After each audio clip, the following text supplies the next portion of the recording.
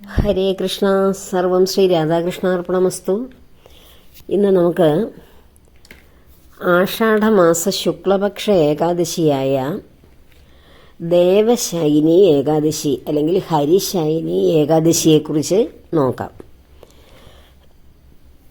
ഈ ഏകാദശി കടന്നു വരുന്നത് ജൂലൈ 6-ാം തീയതി ഞായറാഴ്ചയാണ്.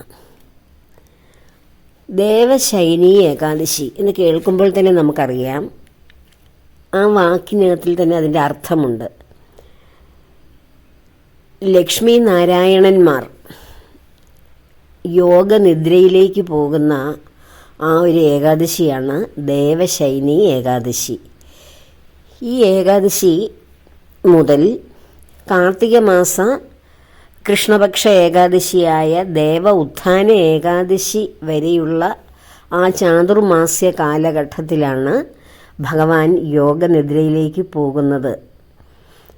ഈ കാലഘട്ടത്തിൽ നമ്മുടെ പ്രപഞ്ച സംവിധാനങ്ങളെയൊക്കെ നിലനിർത്തിക്കൊണ്ട് പോകുന്ന വിഷ്ണു ഭഗവാൻ എൻ്റെ ആ മനസാന്നിധ്യക്കുറവിൽ സാക്ഷാൽ ശ്രീ പരമശിവനായ ആ സംഹാരമൂർത്തിയായി ഭഗവാൻ അവതരിച്ച ആ ഒരു ശക്തിയാണ് ഈ കാലഘട്ടങ്ങളിൽ, ഈ 4 മാസ കാലഘട്ടം ഭൂമിയെയും പ്രകൃതിയെയും പ്രപഞ്ചത്തെയും ഒക്കെ കാത്തു സംരക്ഷിക്കുന്നത്. എങ്ങനെയാണോ സ്ഥിതികർത്താവായ വിഷ്ണു ഭഗവാൻ ഈ പ്രപഞ്ചത്തെ, ഇവിടുത്തെ ജീവജാലങ്ങളെയൊക്കെ സംരക്ഷിച്ചു പോകുന്നത്, അതിൽ നിന്ന് വ്യത്യസ്തമായ അനുഭവങ്ങളാണ് നമുക്ക് ഈ കടന്നു വരുന്ന 4 മാസങ്ങളിൽ ഉണ്ടാകാൻ ഇരിക്കുന്നത്. പലതരത്തിലുള്ള ദുഃഖങ്ങളും പ്രകൃതിയിലുണ്ടാകുന്ന മാറ്റങ്ങളും മനുഷ്യരിലുണ്ടാകുന്ന അവസ്ഥകൾക്കുള്ള ഒരു മാറ്റങ്ങളും എല്ലാം ഈ കാലഘട്ടത്തിൽ വളരെ പ്രകടമാണ്. കാരണം സംഹാരമൂർത്തിയായ രൂപത്തിൽ ശ്രീ ബ്രഹ്മചൈതന്യം പരമശിവന്റെ രൂപത്തിൽ ഇവിടെ സൃഷ്ടി സ്ഥിതി ലയങ്ങളെയെല്ലാം നിലനിർത്തിക്കൊണ്ടു പോകുന്ന ആ ത്രിമൂർത്തി ശക്തികളുടെ ഒരു ഭാവമായ ആ ശിവചൈതന്യം എന്തിനാണോ തൻ്റെ കർമ്മം അനുഷ്ഠിക്കുവാൻ വേണ്ടി ആ ചൈതന്യ രൂപത്തിൽ ഭഗവാൻ അവതരിച്ചത്, ആ കർമ്മമാണ് സാക്ഷാൽ ശ്രീ ശിവചൈതന്യമൂർത്തിയായ പരമശിവൻ ഇവിടെ നടത്തിക്കൊണ്ടിരിക്കുന്നത്. ഭഗവാൻ എല്ലാവരുടെയും ഉള്ളില് ആ ആത്മാവാകുന്ന ശിവമാണ്. നമ്മുടെ ഉള്ളിൽ ശക്തി സ്വരൂപനായിട്ടിരിക്കുന്ന നമ്മുടെ മനസ്സിനെ, നമ്മുടെ പ്രാണനെ നിലനിർത്തുന്ന ഇന്ദ്രിയങ്ങളെയും മനസ്സിനെയും ഒക്കെ ഏകീകരിച്ച് ആ ബുദ്ധി പ്രവർത്തിച്ച് പ്രാണൻ നിലനിർത്തുന്ന, ശരീരത്തെ നിലനിർത്തിക്കൊണ്ടു പോകുന്ന ശിവ ചൈതന്യമാണ് സാക്ഷാൽ ശ്രീ പരമശിവനായി ഈ പ്രപഞ്ചനാഥനായ ബ്രഹ്മചൈതന്യം നിലനിൽക്കുന്നത്. ആ ശിവം എപ്പോഴാണോ നമ്മുടെ ശരീരത്തിൽ നിന്ന് കടന്നു പോകുന്നത്, അതാണ് പിന്നീട് ശവമായി മാറുന്നത്, ജഡമായി ശരീരം മാറുന്നത്. അപ്പോൾ ആ ചൈതന്യം നമ്മുടെ പ്രകൃതീശ്വരിയായ ദേവിയെ സംരക്ഷിക്കുകയും ഇവിടുത്തെ ജീവജാലങ്ങളെ സംരക്ഷിക്കുകയൊക്കെ ചെയ്യുമ്പോൾ, ആരൊക്കെയാണോ ഈ നമ്മുടെ ജീവിതത്തിൻ്റെ, അതായത് കർമ്മങ്ങളിൽ നിന്ന് പൂർത്തീകരിച്ച് തിരികെ പോകാൻ കാത്തിരിക്കുന്നത്, അവരെ എല്ലാവരെയും ഒന്നിച്ചങ്ങ് കൊണ്ടുപോകുന്ന ജോലിയാണ് ഭഗവാനുള്ളത്. അതുകൊണ്ടാണ് കർക്കിടക മാസം തുടങ്ങുന്ന ആ മാസങ്ങളിലേക്ക് വളരെ കൂടുതൽ മരണസംഖ്യയൊക്കെ ഉണ്ടാകുന്നത്. അതായത് വിഷമിച്ച്, അതായത് ദുഃഖമായിട്ടൊക്കെ ഇരിക്കുന്ന, അസുഖങ്ങളൊക്കെ ബാധിച്ചിരിക്കുന്ന അങ്ങനെയുള്ള ധാരാളം പേർ ആ സമയങ്ങളിൽ മരണപ്പെടുന്നു. പ്രകൃതിയിൽ ധാരാളം മാറ്റങ്ങൾ, ദുരന്തങ്ങളൊക്കെ സംഭവിക്കുന്നു. ഒരു നിയന്ത്രണമില്ലാത്ത രീതിയിൽ പ്രകൃതി പ്രവർത്തിക്കുന്നു.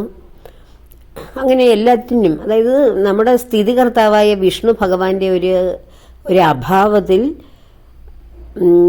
രൗദ്രരൂപത്തിലുള്ള ആ ശിവഭഗവാൻ നമ്മളെ, ഈ പ്രകൃതിയെ സംരക്ഷിക്കുന്നു. പക്ഷെ ആ ഭഗവാനാണ് നമ്മുടെ ഉള്ളിലിരിക്കുന്ന ആ സത്തായിട്ടിരിക്കുന്ന, ആ ബോധമായിട്ടിരിക്കുന്ന ചൈതന്യ ശക്തി.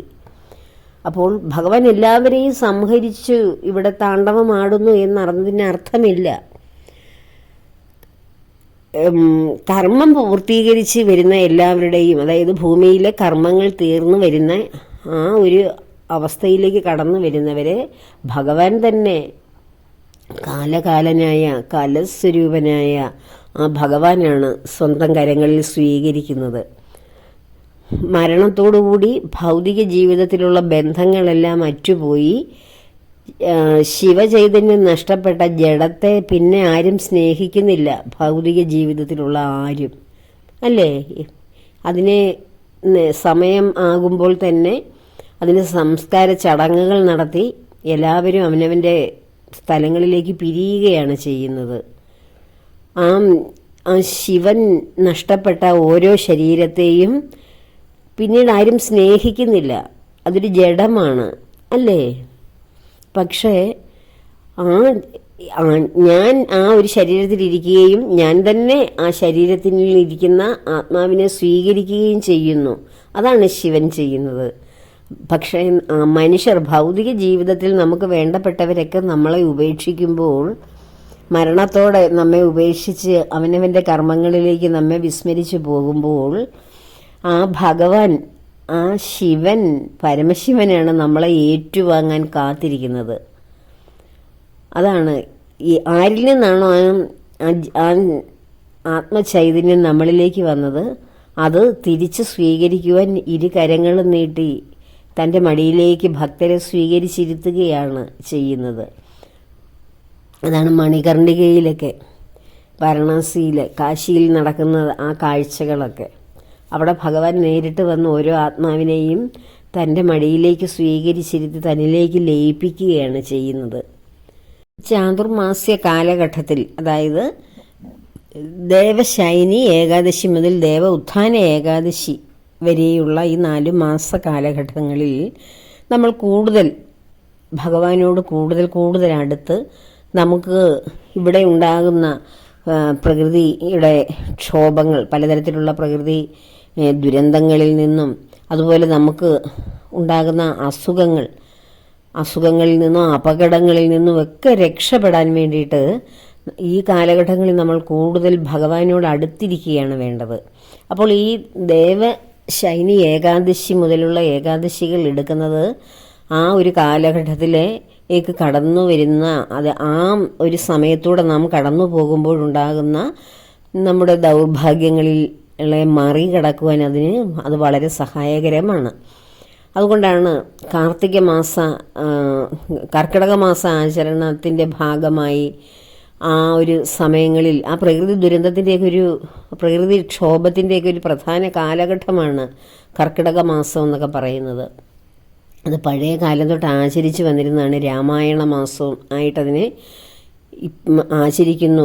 കൂടുതൽ എല്ലായ്പ്പോഴും രാമായണം പാരായണം ചെയ്യുന്ന കുടുംബങ്ങളായിരുന്നു പുരാതന കാലം മുതൽ നമ്മുടെ ഭാരതത്തിലുള്ളത്. എങ്കിൽ പോലും ഈ ഒരു കർക്കിടക മാസം എന്ന് വെച്ചാൽ ഒരു പ്രകൃതി മനുഷ്യന് വിപരീത ഫലം നൽകുന്ന ഒരു കാലഘട്ടമാണ് ഈ വരുന്ന മാസങ്ങൾ. അപ്പോൾ ആ സമയത്ത് മുക്തിദായകനായ ആ ഭഗവാൻ ശ്രീരാമചന്ദ്രനെ ഭജിക്കുകയും രാമചരിതം എല്ലാ കുടുംബങ്ങളിലും ആലപിക്കുകയും ചെയ്യുന്നത് വഴി ആ കുടുംബങ്ങളിൽ എല്ലാം അവിടെയുള്ള ആ ആത്മാക്കൾക്ക് എല്ലാവർക്കും ഒരു മുക്തി ലഭിക്കുകയും പരമമായ ശാന്തി ലഭിക്കുകയും അവിടെ കടന്നുകൂടുന്ന ആ ഒരു നെഗറ്റീവായിട്ടുള്ള ഒരു അവസ്ഥ മാറി എല്ലാവരിലും ഒരു ശുദ്ധി ഉണ്ടാവുകയും ഒക്കെ ചെയ്യും. അതിനുവേണ്ടിയാണ് നമ്മൾ, അല്ലാതെ ആ ഒരു മാസം മാത്രം, കർക്കിടക മാസം മാത്രം രാമായണം വായിക്കുക എന്നുള്ളതല്ല. എങ്കിലും ആ സമയത്ത് കൂടുതൽ, ഈ കാലഘട്ടങ്ങളിൽ കൂടുതൽ രാമചരിതങ്ങളിലൂടെ കടന്നു പോവുകയും കലിയുഗത്തിലെ ഏറ്റവും കലിസന്ധരണ മന്ത്രം തന്നെ ഹരേ രാമ മന്ത്രമാണ്. അപ്പോൾ നമുക്ക് വളരെ മുക്തി ലഭിക്കുവാൻ, മുക്തി എന്ന് വെച്ചാൽ മരിച്ചതിന് ശേഷമുള്ളതല്ല മുക്തി, ഈ ജീവിച്ചുകൊണ്ടിരിക്കുമ്പോൾ തന്നെ ഈ സംസാര സാഗരത്തിലെ ആ ഒരു അപകടങ്ങളൊക്കെ നമ്മുടെ ജീവിതത്തിൽ നിന്ന് ഒഴിഞ്ഞുപോയി ശാന്തിയോടെ സമാധാനത്തോടെ ജീവിക്കുവാൻ നമ്മെ സഹായിക്കുന്ന ആ ഒരു ചാലക ശക്തിയാണ് ശ്രീരാമചന്ദ്രൻ പ്രഭുവിനെക്കുറിച്ച് നാം പാരായണം ചെയ്യുന്ന ആ രാമചരിതത്തിലൂടെ നാം അനുഭവിക്കുന്നത്. ഈ കാലഘട്ടത്തിലൊക്കെ പ്രത്യേകം നമ്മൾ ഭഗവാനോട് ചേർന്നിരിക്കണം.